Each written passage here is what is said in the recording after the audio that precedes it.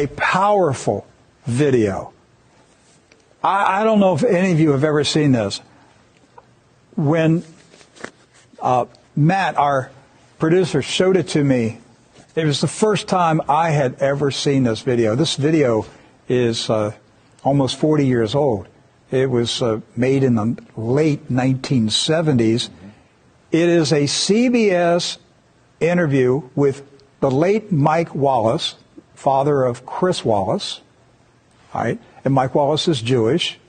Chris Wallace is Jewish. I'm just setting the record straight. But this was a CBS interview with the Shah of Iran, who was in power at that time.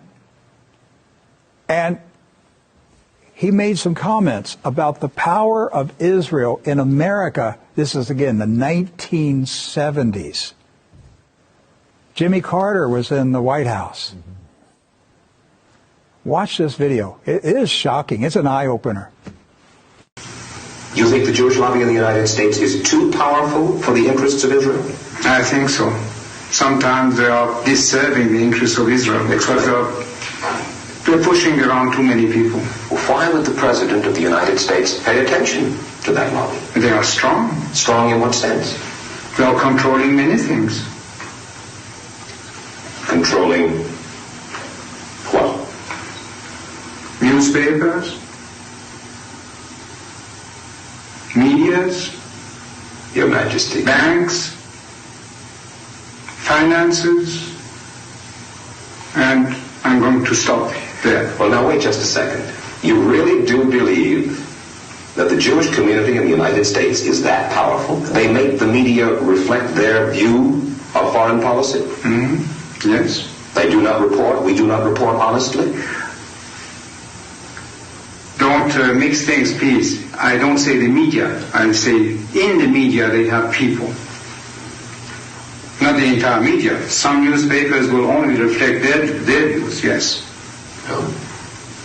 The New York Times, for instance, is owned by the Salzburger family, who are Jewish. Are you suggesting that the New York Times is biased in its treatment of the question of Zionism, Israel's existence, the United States' relationship with the Arab world? I will have to put all the articles of the New York Times written on this subject and draw the conclusion. You can put this to the computer and it will answer you. What you're saying is that, yes, you do believe. Well, let's wait for the answer of the computer. Washington Post. The same. The networks. Yes. I must say you are speaking with your characteristic candor. The Shah of Iran, 1976. Did you notice how nervous he was? On CBS News, he was nervous because of what he was saying. What happened to the Shah of Iran? 1979, he was removed. The revolution. What happens when you challenge the regime? They have a revolution. That's what we've been talking about. You go up against the system, you have a revolution. So Iran had a revolution. They had the revolution because of that interview on CBS News. They made a decision. He's got to go. He challenged us. He dared to out us. I'm going to tell you what's going on right now. Now, I'm directing this to YouTube because my staff just notified me while that video was playing that YouTube is suppressing our feed right now. We've been dealing with problems with YouTube recently, and they're shadow banning us right now. We typically have 1,000 people watching the live feed. Right now we have 12. Okay. Typically we'll have anywhere from 8 to 15, 20,000 people who will watch the video on YouTube after it's posted for a video on demand. We'll see tomorrow what the numbers are. But right now, they are suppressing True News. Who owns YouTube? Do your homework.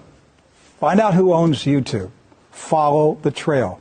You cannot criticize the Zionist beast. You can't do it. That was the Shah of Iran. Where's he at today? Dead. He's dead.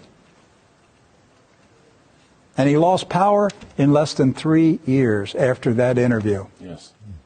And now they're shutting down free speech in America. Soon they will control artificial intelligence. Isn't it interesting that the Shah of Iran told Mike Wallace in 1976, put it in the computer? Had you ever heard of anybody in 1976 say, put it into the computer, see what the computer says?